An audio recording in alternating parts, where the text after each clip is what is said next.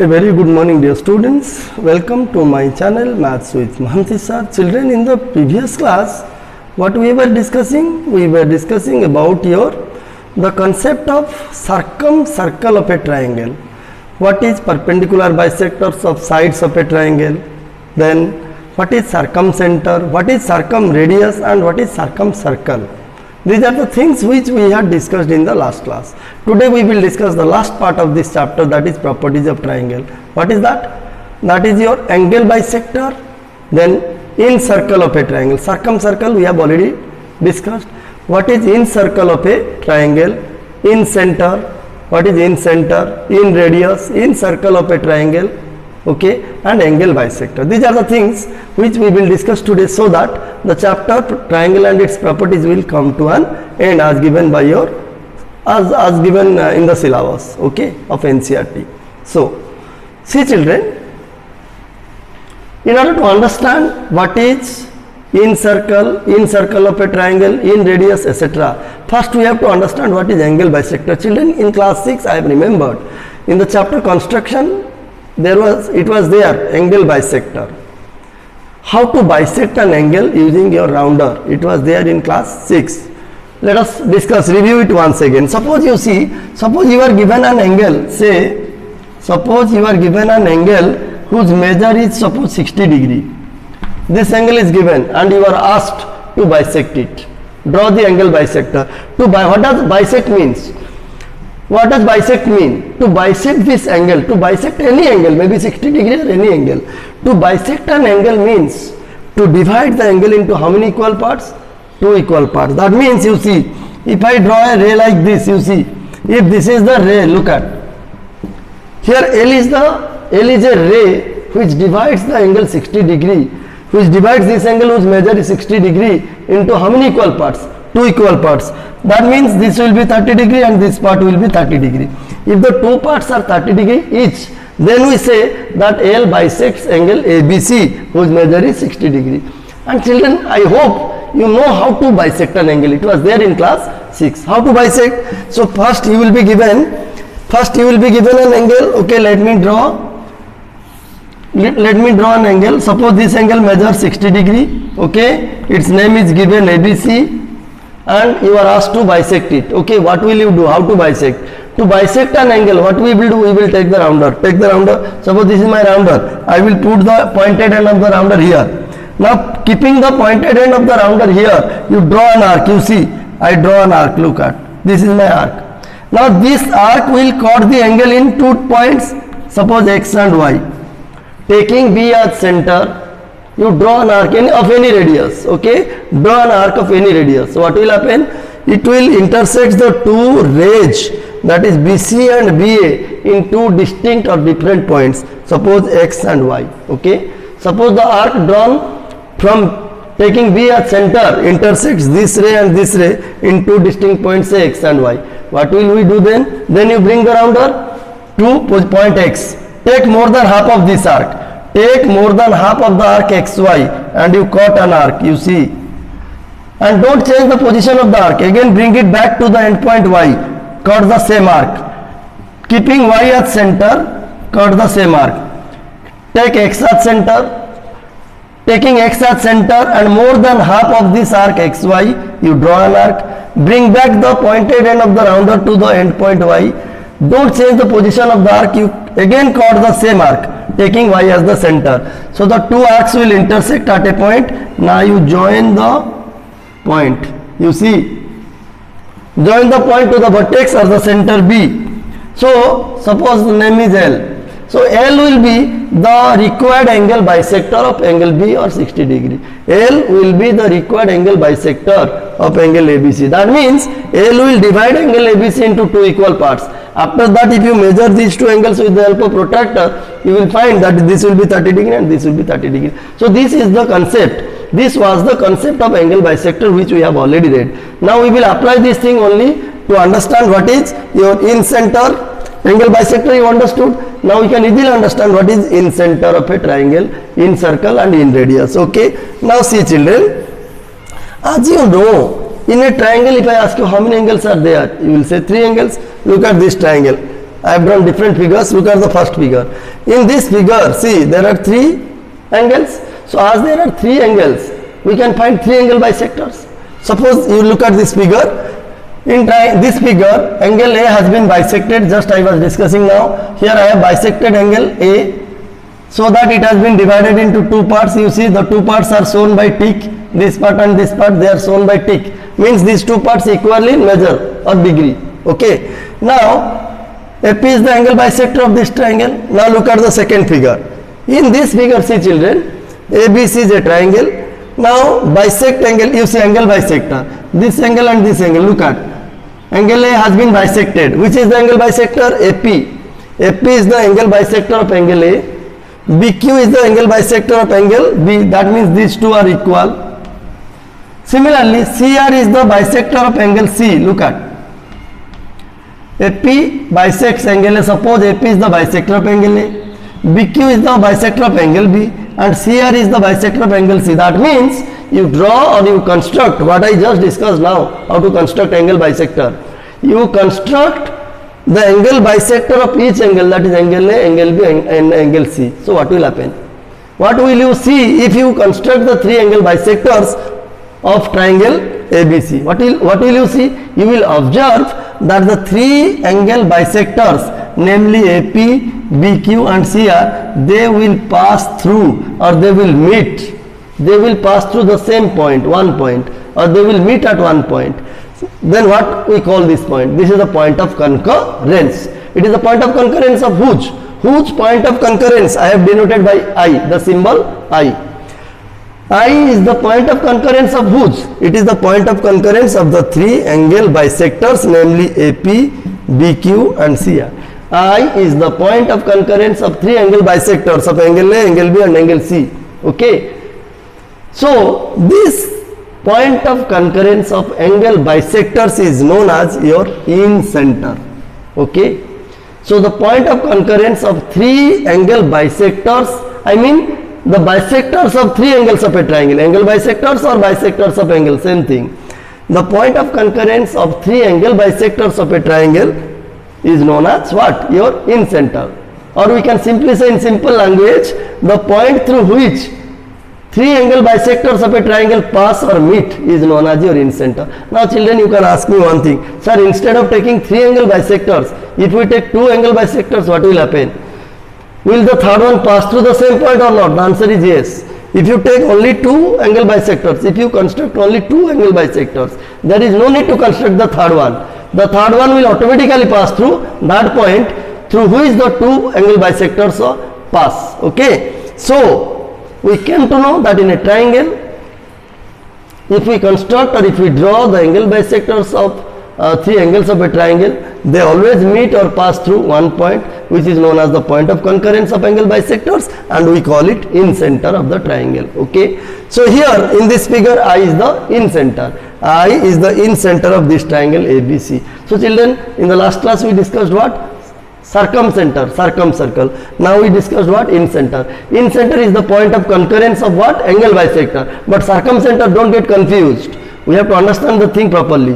Circumcenter is what? It is the point of concurrence of what? Your perpendicular bisectors, circumcenter. Perpendicular bisectors of sides, it is the point of concurrence. That is your circumcenter. But incenter, it is the point of concurrence of what? Angle bisectors. Okay. Any 2 angle bisectors or any 3, all the 3 angle bisectors, where they meet or pass through is known as incenter. Now we understood what is incenter. Now the point is, children, if I ask you where will be the position of incenter in case of triangle, let us go back to the discussion of orthocenter and centroid. Children, while discussing orthocenter, I said in acute triangle the orthocenter always lies where? In the interior.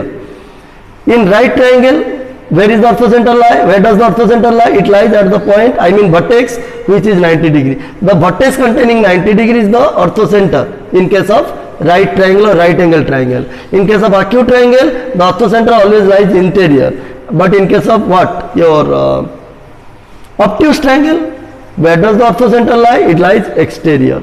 So we have discussed this thing while discussing the concept of what? Altitude and orthocenter. Similarly, in case of median, centroid, median and centroid we had also discussed. Okay. or not? In case of circumcenter, what I had discussed? I had discussed that if the triangle is acute, the circumcenter will lie interior. Okay. If the triangle is right triangle, where is the position? Where will be the position of the circumcenter? It will be on the what? Hypotenuse. Let us recall those things. In case of obtuse triangle, where does the circumcenter lie? It lies exterior. See, the position of circumcenter is varying for different triangles. But in case of in-center, see, the three angle bisectors, they always pass through or meet inside or interior of a triangle. So the in-center will be definitely located interior. It cannot be outside. Okay, it cannot be at the exterior of the triangle. The in-center of a triangle always lie interior of the triangle. Okay, or inside, you can say. Whether it is right triangle or acute triangle or obtuse triangle, it does not matter. Okay. Now we came to know what is in-center, where is the position of the in-center for triangle. Okay. Now what is in radius and what is in circle? Children, while discussing circle, I had told you about circumradius. What is circumradius? After getting the circumcenter, which is the point of concurrence of the three perpendicular bisectors. What I said, you join the circumcenter to each vertex of the triangle, you will get the in radius. But how to get the in radius? See children, in order to construct in circle or in order to construct any circle, we need two things. What are those two things? One is the center and the other is radius. Without center and radius, any point can be taken as the center, but what about the radius? We have to know the radius. Without radius, we cannot draw a circle. Similar is the case. Here we got the in center, but we do not know what is in radius. If we do not know what is in radius, how to construct the in circle? Okay, so first we have to find the in radius. Now the point is how to find in radius. Like in circumradius, what I said, you simply join the circumcenter. After getting the circumcenter, you join it to each vertex of the triangle. That will become the what? Or that will be the circumradius. But how to get the in radius? Let us see. In order to get the in radius, because without in radius, we cannot construct the in circle. Now, in order to get the in radius, what we will do? Children, in class 6, we had read, suppose this is AB, this is a point. This thing also I had discussed in one of my classes, I have remembered. Suppose AB is a line segment and P is a point not lying on it. P does not lie on it, AB. So how to draw perpendicular? How to draw perpendicular from this exterior point to this line segment? It was discussed in one of my classes. I don't know whether you have remembered it or not. Okay, how to draw? Put the rounder here. Take an arc. This arc will intersect AB in two distinct points, say X and Y. Now you bisect the arc. Bisect the arc taking more than half of X and Y. You see, you will get a figure like this. Now you measure this angle. This angle will be automatically 90 degree. Okay, this is how to construct a what? How to construct perpendicular from a point to a line segment. Okay, this is the process. I hope you understood. Now this principle of this concept we will apply here in order to get the in radius. Otherwise we cannot find the in radius. Let us see how. So we have already got I means the in center, which is the point of concurrence of the three angle bisectors of this triangle. Now what is our aim? Our aim is to get in radius. How to get the in radius? You see. Now taking I as the center, see children, taking I as the center, you draw any arc. You see, suppose I caught an arc. Look at, I caught an arc taking I as the center. Now this arc intersected the side BC in 2 points. This point and this point. Now what you will do? Bring the rounder to B. Take more than half of this arc. Keep the rounder at this point, at the point where it intersects the side BC. Keeping the rounder here at this point. Take more than half of this arc. This is the arc. You know what is an arc? Arc is nothing but a part of the circle. Okay. So take more than half of this arc. Take this one as the center. Draw an arc. Now bring back the rounder here. Bring back the pointed end of the rounder to this vertex at this point. Now cut the same arc without interchanging the arc. See, now the two arcs, they intersect each other at a point. Now you join the two. See, I have joined. Now if you measure this angle, this will be automatically 90 degree. This is the perpendicular. See, that means after getting the in center, draw perpendicular to BC, perpendicular to AC and perpendicular to AB. Okay, you will get in radius. Now see, I suppose this this was P. Now let this point be M. Let this point be M. This point be M. Now IM will be the in radius. You see children, IM will be the in radius. What is in radius? I hope you understood. I is the in center, okay. From in center you draw a perpendicular to the any one side. Suppose I have drawn to BC. You can draw to AC or you can draw on AB also.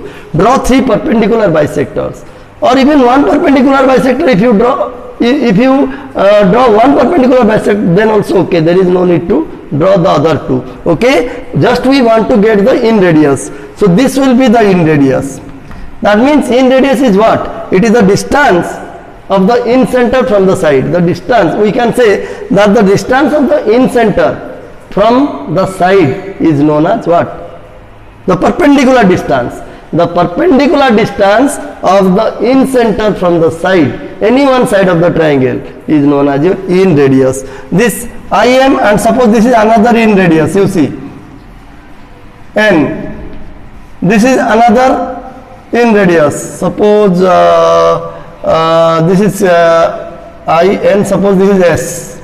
See, IM, it is one perpendicular drawn from I to BC. IN is another perpendicular drawn from the in center I on AC. IS, you see, IS. This is another perpendicular drawn from the in center I on the side AB. Okay, I am writing here S. Okay, now this is 90 degree. So IN and IS are the perpendiculars drawn from the in center on the side BC. AC, IM is the perpendicular drawn from I on BC. IN is the perpendicular drawn from I means in center on AC, and IS is the perpendicular drawn from I on AB. So these three perpendiculars, that is IM, IN and IS, these are equal and they are called the in radius. If you measure the length of IM, IN and IS, you will find that they are equal. They are equal in length. So these are called the in radius. Now we got the in radius. Children, I hope you understood how to get the in radius. Once you get the in center, means once you get the point of concurrence of the three angle bisectors, which is the in center. From the in center, what you will do? Draw perpendicular to three sides. Okay. So where the perpendicular will intersect the side, that distance, that perpendicular distance is nothing but the in radius. Now we got the in center and in radius. So what is our aim now? We can easily construct the in circle. How? What will we do? We will take the rounder, keep at I. Suppose this is my rounder, I kept it at I. See, keeping the rounder, I mean keeping the pointed end of the rounder. Suppose this is the pointed end of the rounder. Keeping it at I, take IM as the radius. You see, IM, IN and IS. Taking IM, IN and IS as the radius and I as the center. If you draw a circle, it will look like this. You see, here I have drawn, I am drawing here also. See, it will look. See, so what is the difference? What difference do we find between in circle and circumcircle? In circumcircle, the circle was passing through the three vertices of the triangle. But what about in circle? Is it passing through the three vertices? No, it is touching the three sides. You see, this in circle, it touches AB at S. This in circle touches AC at N, and this in circle touches BC at N. That means the in circle of a triangle touches its three sides. It does not pass through the three vertices. Okay. So this is the difference, children. And these three in radius are same. They are same length. Okay. So this is the concept of in center, in circle, angle bisector, how to construct. Children, I discussed everything in detail. And the in center always lie in the interior of a triangle. Okay. So everything about angle bisector, in center and in circle I discussed in detail, and I am sure my students, they must have understood. If they see the video, they will definitely understand the concept of in center, in circle, in radius, etc. Okay. Children, if it is really so that you understood what I am discussing, if you understood the thing properly, and if you think yes, whatever is being taught in the class, it is very nice, we are able to understand everything what Mohanty sir is explaining, then I may say that you hit the like button and subscribe my channel. Okay, so we will, with this we came to the end of chapter your triangle and its properties. Everything I discussed in detail. Okay, so let all chapters be over. We will discuss problems from each and every exercise also. Okay, we will again meet in the next class with discussion of some new chapter. Thank you.